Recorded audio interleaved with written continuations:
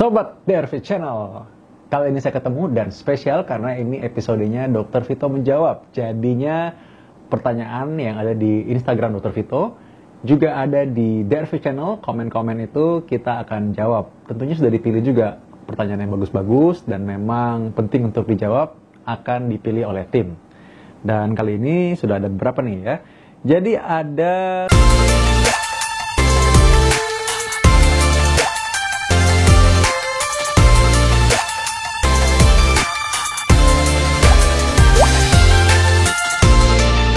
Jadi ada seorang perempuan, salah satu pemirsa dari Channel juga, ini didiagnosis jantung koroner katanya. Jadi tanya apakah betul tidak bisa disembuhkan? Apakah betul harus minum obat setiap hari? Nah, ini dia. Memang seringkali kalau kita berpikir mengenai jantung koroner, orang akan berpikir mengenai bahaya serangan jantung. Ingat bahwa selain bahaya serangan jantung, ada juga bahaya gagal jantung atau lemah jantung atau jantung membengkak. Ini bisa diakibatkan karena penyempitan di pembuluh darah koroner yang memberi makan jantung. Nah, jadi apakah obat-obatan diteruskan? Iya. Karena obat-obatan ini berfungsi juga untuk mencegah serangan jantung. Jadi kalau udah pernah serangan jantung, bisa serangan jantung lagi. Dan kalau belum pernah, ya jangan sampai terkena serangan jantung. Jadi ini tujuannya untuk mencegah serangan jantung ulang. Yang kedua, untuk menjaga performa jantung itu sendiri. Jadi tergantung dari hasil juga fungsi jantung. Kan ada yang kita periksa USG jantung atau echo. Juga kita periksa biasanya irama jantung dari EKG. Nah, jadi inilah gunanya bagaimana memeriksakan pemeriksaan USG jantung, EKG itu dalam kontrol, check up. Karena untuk menyesuaikan dosis obat. Kadang-kadang obat ada yang bisa dikurangi, ada juga yang perlu ditambah, ada juga yang perlu misalkan kita sesuaikan dosisnya atau mungkin jenisnya kita ganti karena begitu banyak obat jantung. Apakah bisa sembuh? Kalau maksudnya sembuh adalah pembuluh darah yang tersumbat dibuka lagi, bisa. Karena ada caranya namanya PCI atau orang taunya kateterisasi, lalu dilakukan pemasangan ring. Nah, ini bisa membuka kembali pembuluh darah yang menyempit. Apa manfaatnya? Manfaatnya adalah kalau misalkan sudah dibuka lagi, biasanya lega. Jadi keluhan sakit dada, cepat capek yang biasa diderita oleh seorang dengan penyakit jantung koroner, itu bisa dihilangkan. Jadi bisa diperbaiki. Atau juga kalau misalkan ada gangguan fungsi jantung, kelemahan jantung, kadang-kadang bisa improve, bisa kembali, bisa perlahan-lahan kembali baik lagi. Karena pembuluh darah yang tadi tersumbat itu dibuka lagi, sehingga akhirnya aliran darah menjadi lebih lancar. Ya, jadi mudah-mudahan ibu baik-baik aja ya. Mudah-mudahan stabil, ada solusinya, tergantung dari keadaan ibu sendiri. Pertanyaan berikutnya ini juga sangat unik ya, karena memang kadang-kadang orang salah berpikir dan akhirnya jadi terlalu khawatir. Nah, ini saya untuk menenangkan Anda ya. Ceritanya usia 61 tahun, perempuan, kerja di panti jompo. Ya, ini lalu katanya kalau baca kuku kaki hitam itu tandanya ada kaitan dengan jantung. Nah, oke. Kita sudah pernah bahas ya. Kalau Anda pernah lihat di video-video DRV sebelumnya dan juga pernah dibahas di Instagram pribadi saya, Dr. Vito, itu bisa Anda pernah nonton kalau saya pernah bahas mengenai penyakit pembuluh darah tepi. Jadi penyakit pembuluh darah yang harusnya pembuluh darah itu mengalir ke ujung-ujung jari juga, memberikan oksigen, nutrisi sehingga terlihat segar dan bisa digunakan, bisa dipakai jalan ya, bisa digerak-gerakkan. Itu karena ada aliran oksigen yang cukup. Tapi kalau misalkan dalam keadaan di mana ada terjadi penyumbatan, maka bisa jadi itu akibatnya membusuk atau bahkan sulit digerakkan, bahkan jika yang paling parah sampai bisa diamputasi ya. Dan juga bisa sampai menyebabkan adanya infeksi ke seluruh tubuh karena memang ada bakteri yang bisa bersarang di sana. Nah, kalau misalkan sampai jari kaki, kukunya sampai menghitam semua itu, biasanya ada awalnya tuh. Kalau dia memucat, lalu lama-lama membiru, lama-lama susah digerakkan, tidak bisa merasakan lagi kalau kita pegang, nggak ada sensoriknya ya, artinya kalau kita pegang nggak rasa gitu, kayak baal. Nah, itu mesti hati-hati. Bagaimana bisa berhubungan dengan jantung? Nah, memang gini, sekali lagi tidak selalu itu berhubungan dengan jantung. Jadi tenang dulu ya. Dan apa yang Anda gambarkan ini sebenarnya masih sangat amat terlalu superficial. Jadi kita harus lihat dulu persisnya gimana, kita mesti periksa. Ya. Tapi kalau misalkan berhubungan dengan jantung, ada dua hal kemungkinan terjadi setidak-tidaknya. Satunya adalah memang adanya penyempitan di pembuluh darah tepi, ya, pembuluh darah kaki yang mengarah kepada ujung-ujung jari. Dan ini bisa menjadi risiko yang sama kalau orang punya pembuluh darah koroner atau jantung yang menyempit juga, karena nggak bisa milih-milih. Jadi nggak bisa milih-milih. Kalau terjadi di otak atau terjadi di jantung, kemungkinan kaki juga ada. Atau kebalikannya, kalau di kaki ada, di jantung juga ada, mungkin di otak juga ada, atau pembuluh darah leher juga ada. Jadi karena itu mesti hati-hati. Nah, yang berikutnya adalah mungkin juga karena ada gangguan irama jantung atau gangguan katup jantung, sehingga akhirnya ini mengakibatkan adanya bekuan-bekuan darah yang dia tembus dari pipa ya, atau pipanya itu dihantarkan ke seluruh tubuh termasuk bekuan-bekuan darahnya. Nah, ini bekuan-bekuan darahnya ini itu bisa masuk ke dalam pembuluh darah yang lebih kecil dan jadi menyumbat di sana gitu. Karena itu bisa jadi tanda sebuah aritmia atau gangguan irama jantung, bisa juga akibat dari adanya katup-katup jantung yang terganggu. Nah, ini bisa diketahui dengan pemeriksaan EKG dan juga USG jantung. Nah, apakah ini tidak bisa disembuhkan?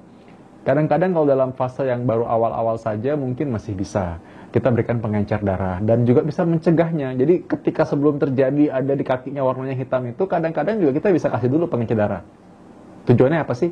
Tujuannya supaya tidak sampai terjadi bekuan-bekuan darah yang bisa menyumbat pembuluh darah kaki, kan sampai amputasi kan sayang. Ya, jadi paling benar coba periksakan dulu, siapa tahu bukan kok ya. Jadi kalau cuma di kuku aja apalagi mungkin juga bukan ya, cek dulu. Kalau misalkan ada cek, mudah-mudahan lebih tenang dan juga lebih rileks ya. Jadi nggak kepikiran mau jadi penyakit betulan nanti. Ya Ibu? Oke. Berikutnya adalah pertanyaan mengenai asam lambung dan anemia yang mungkin mirip penyakit jantung. Nah, ini banyak ditanyakan oleh pemirsa dari DRV Channel nih ya. Jadi kalau asam lambung dan anemia kambuh bersamaan mungkin kadang-kadang mirip nih. Karena kadang-kadang apa? Orang-orang itu karena nggak tahu kan yang mana sakitnya. Kadang-kadang napasnya nggak enak, sesek, atau rasanya mungkin lemas. Jadi sekaligus memang mirip sekali penyakit jantung. Penyakit jantung itu kan memang kalau misalkan lagi gagal jantung atau lemah jantung itu cepat kos-kosan, capek sekali. Memang yang menjadi ciri khas kalau misalkan tiduran itu rasanya tambah sesek. Jadi kalau mau enak harus lebih duduk ya, pakai bantal di belakangnya tinggi atau duduk agak tegak gitu, agak hilang tuh sesek napasnya. Jadi itu bisa membedakan juga. Kalau orang dengan gangguan asam lambung biasanya nggak berubah tuh. Apalagi karena anemia, ya lemas aja. Ya, jadi karena itu mungkin agak berbeda. Apakah orang gagal jantung juga bisa jadi lemas? Bisa, karena kan gagal jantung bisa juga karena pompa jantungnya itu kurang baik sehingga seluruh tubuh juga sama. Orang jadi berkeringat, jadi gampang lelah ya jadinya kan. Karena itu mesti hati-hati. Sebenarnya gampang aja sih periksanya ya. Kalau kita lihat orang agak pucat, coba kita periksakan dulu.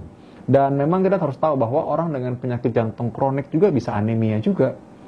Nah, bagaimana sih kita membedakannya? Terutama kalau penyakit jantung ini dipicu karena aktivitas berkurang saat istirahat. Lalu kalau dia tiduran terlentang, lebih sesek, enakan duduk. Kalau anemia biasanya tidak terpengaruh ya. Memang lemas seluruh badan, bukan masalah lemas-lemasan aja. Memang badan semua ya lemas aja ya. Lalu memang kalau misalnya orang dengan sakit mual, kayak ada asam lambung naik, memang itu napas juga jadi susah. Jadi memang agak-agak mirip. Kalau kita periksa cepat ketahuan, kan langsung aja cek darah ya. HB turun misalnya gitu kan gampang, sekarang di mana-mana pasti ada. Tidak sulit untuk menemukan itu. Ya kalau kita misalkan cek jantung juga kadang-kadang kita bisa periksa dari EKG, gampang sekali EKG diperiksa ya. Di puskesmas kadang-kadang juga ada, foto ronsen di mana-mana juga ada. Jadi memang gini, ada hal-hal yang Anda sulit bedakan. Dan ketika Anda kepikiran akan penyakit ini akhirnya membuat Anda betulan sakit. Lebih baik Anda periksa aja ya, kenapa ya, mudah-mudahan Anda cepat ketahuan sakitnya apa sehingga cepat sembuh dan stabil lagi, cepat produktif lagi, kerja lagi, semangat lagi. Lalu ada pertanyaan mengenai radiasi HP terhadap jantung. Secara umum, secara signifikan tidak ada sih pengaruhnya sebenarnya ya sampai saat ini. Jadi bukan berarti bahwa memang nggak ada pengaruh sama sekali, karena kita mungkin belum tahu aja. Jadi pertanyaan ini memang pertanyaan yang cerdas nih ya, kepikirannya jauh banget. Jadi memang sampai saat ini yang membuat jantung itu sakit adalah kalau orang satu masalah pola hidup, yang kedua tidak cek dari awal sehingga terjadi komplikasi. Orang kadang-kadang nyimpen penyakit, menunda-nunda periksa, padahal punya faktor risiko udah jelas. Contoh nih, orang udah jelas memang merokok, atau orang udah jelas kolesterol tinggi, nggak pernah periksa gimana mau taunya. Tiba-tiba udah sumbat aja gitu, pembuluh darah udah ada penyempitannya, jadi kita nggak tahu ya. Kalau mengenai radiasi, memang radiasi ini bisa jadi mempengaruhi. Saya tidak memungkiri bahwa ada penelitian-penelitian yang sejauh ini memang berusaha untuk membuktikan apakah memang ada pengaruh langsung radiasi terhadap otak, kekentalan darah, irama jantung. Tapi sejauh ini memang secara signifikan sekali belum. Artinya masih secara umum yang paling berpengaruh adalah pola hidup itu sendiri, bagaimana kepatuhan minum obat, lalu juga bagaimana deteksi itu dari awal lebih baik, itu yang lebih mempengaruhi bagaimana penyakit jantung ini bisa diatasi apa enggak, dan bagaimana menjaga kesehatan jantung. Jadi kalau mungkin suatu saat nanti ada update-update lagi mengenai radiasi HP ini bisa pengaruh pada jantung, pasti akan saya bahas di channel ini ya, tenang aja ya. Ada juga yang nanya nih ya, bahwa gimana kalau tekanan darah itu rendah cenderungnya katanya, sampai suka 80/60, tinggi 100/70 katanya. Kadang merasa kelainan, lemas, mau pingsan. Nah, ini memang kita harus memang waspada ya. Kalau tekanan darah rendah itu ada keluhannya, apalagi kalau rasa mau pingsan, apalagi lemas, itu memang sebaiknya periksa ya. Karena bisa ada penggangguan misalkan dari pembuluh darahnya, jantung pompanya lemah juga bisa, jantung bawaan pun bisa. Akibatnya apa? Kalau ada bolong di jantungnya misalkan karena ada gangguan sekat dari awal lahir sudah ada, atau mungkin seorang menderita lemah jantung atau bengkak jantung, tensi cenderung rendah dan tidak bisa naik. Jadi karena itu akan lebih sulit apabila nanti kita harus obati dari awal lebih baik. Jadi karena itu sebaiknya memang Anda periksa. Yang lain adalah mungkin masalah dehidrasi atau mungkin masalah kurang minum juga masih mungkin ya. Tapi kita berpikir yang terburuk dulu dong ya kan. Supaya apa? Kita waspada. Tenang aja. Coba segera periksa, saran saya segera di ekokardiografi atau di USG jantung. Nanti juga dari pemeriksaan fisik juga biasanya udah ketahuan tuh kira-kira masalahnya apa. Dan kita akan lanjut mau periksa apa lagi ya. Mudah-mudahan Anda baik-baik aja. Oke? Ada yang bertanya nih ya. Kenapa seorang kalau stroke itu bisa kebas tangan atau mungkin lumpuh sebelah badan? Jadi memang ciri khasnya penyakit stroke ini adalah terjadi lumpuh sebelah badan atau lemah sebelah badan. Ya ini akibat dari adanya bekuan darah yang menyumbat di pembuluh darah otak. Nah, pembuluh darah otak ini memberi makan kepada otak kita. Otak kita kiri kanan nih, kan ada belahannya di sebelah ya. Kiri kanan ini ada belahannya. Nah, ini juga mengatur motorik. Kayak tangan saya nih gerak-gerak nih karena ada yang ngatur nih ya. Ada orang kebiasaannya tuh gerak-gerak tangannya kalau menjelaskan ya. Ada juga yang diam aja.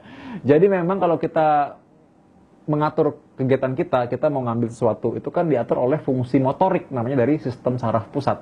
Ada komputernya gitu. Nah, kalau bagian itu tidak ada aliran listriknya, nah inilah yang mengakibatkan seseorang akhirnya tidak bisa menggerakkan tangan dengan baik atau dengan kuat. Jadi lebih lemah sebelahnya, biasanya gitu. Nah, karena itu memang kita harus jaga. Coba Anda sekarang di rumah, coba gerak-gerakan tangannya ya, masih sama nggak? Kiri kanan kekuatannya harus sama tuh. Jadi kanan kanan, tangan kiri sama mestinya gerakannya. Ya, kekuatannya pun harusnya kurang lebih mirip ya.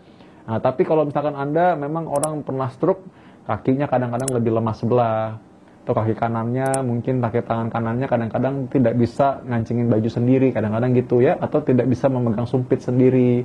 Kalau mau makan lebih lemah, lebih kuat yang kiri, itu juga tanda bahwa ini gangguan ya, biasanya gitu. Jadi karena itu ingat hati-hati. Nah, hubungannya sama jantung gimana? Orang yang punya penyempitan pembuluh darah otak itu mungkin juga punya penyempitan pembuluh darah jantung karena mekanismenya mirip. Ada juga bisa terjadi juga penyempitannya di pembuluh darah leher nih. Nah, itu biasanya kalau kita periksa, dokter jantung bisa cek juga di USG leher juga bisa ya. Kadang-kadang kita bisa kelihatan tuh kalau memang ada. Lalu ada juga masalah aritmia atau gangguan irama jantung atau korslet, namanya atrial fibrilasi. Nah, 30% stroke berasal dari sini. Jadi kalau misalkan aritmia, gangguan irama jantung ini ya, dia berdebar-debar nggak karuan, lalu tiba-tiba muncul tuh bekuan-bekuan darah, terbanglah dia ke otak, sumbat di sana. Nah, ini bisa dicegah dengan cara memberikan pengencer darah dan bisa menurunkan risiko stroke sampai 94% kalau ketahuan. Kadang-kadang orang nggak keburu minum pengencer darah karena nggak ketahuan, akhirnya keburu stroke. Padahal sebenarnya bisa dicegah dengan cara apa? Orang walaupun tidak ada gejala, kita bisa cek dengan EKG mobile. EKG ini 24 jam dia ngawasin terus tuh kalau tiba-tiba muncul korslet. Nah, begitu korslet tuh ketangkep, wah ini ternyata ini nih yang calon bikin stroke nih. Nah, kita atasi dulu dengan cara memberikan obat-obat pengencer darah. Jadi walaupun dia korslet, tidak menyebabkan bekuan darah menyumbat sampai bikin orang lumpuh setengah badan atau stroke tadi itu. Berikutnya mengenai autoimun. Apakah autoimun merupakan termasuk komorbid? Iya, benar. Autoimun termasuk komorbid, jadi karena itu mesti hati-hati, apalagi orang-orang yang biasanya sudah mengenali ya autoimun ya. Tenang saja. Autoimun ini banyak perhimpunannya, banyak orang-orang yang saling mensupport, saling menguatkan, saling mendukung. Jadi banyak komunitasnya. Biasanya mereka ini orang-orang yang produktif dan orang-orang yang semangat. Jadi mereka malah merasa kadang-kadang tidak mau dikasihani. Dan itu benar, mereka karena merasa bahwa oh nggak apa-apa. Memang ini saya lahir dengan kondisi demikian atau saya punya kondisi demikian karena didapat, tapi saya tetap bisa ada kerja, produktif, bisa berkarya. Jadi bukan berarti saya harus dikasihani. Orang-orang dengan autoimun biasanya orang-orang dengan semangat yang tinggi. Jadi apabila kalau Anda punya kondisi autoimun, periksakan diri Anda bisa dikontrol ya, artinya supaya tidak menjadi kumat dan itu tetap tidak menghalangi kemampuan Anda untuk bisa berkarya dan produktif. Tetap semangat. Ya, jadi itu tadi pertanyaan-pertanyaan yang ada di media sosial, di Instagram saya Dr. Vito, dan juga ada di komen-komen di Dervi Channel. Tenang, pasti akan dijawab sebenarnya, ya cuma butuh waktu. Jadi karena itu, tanya yang baik dan juga sejelas mungkin, dan juga Anda boleh usul tuh di komen di bawah ini, kira-kira mau bahas soal apa lagi. Kita akan jawab di Dokter Menjawab episode berikutnya. Sampai ketemu. Dapatkan informasi medis langsung dari Dr. Vito dengan subscribe channel YouTube ini. Anda juga bisa membagikan semua informasi berharga di sini dengan cara share ke teman-teman atau kenalan Anda.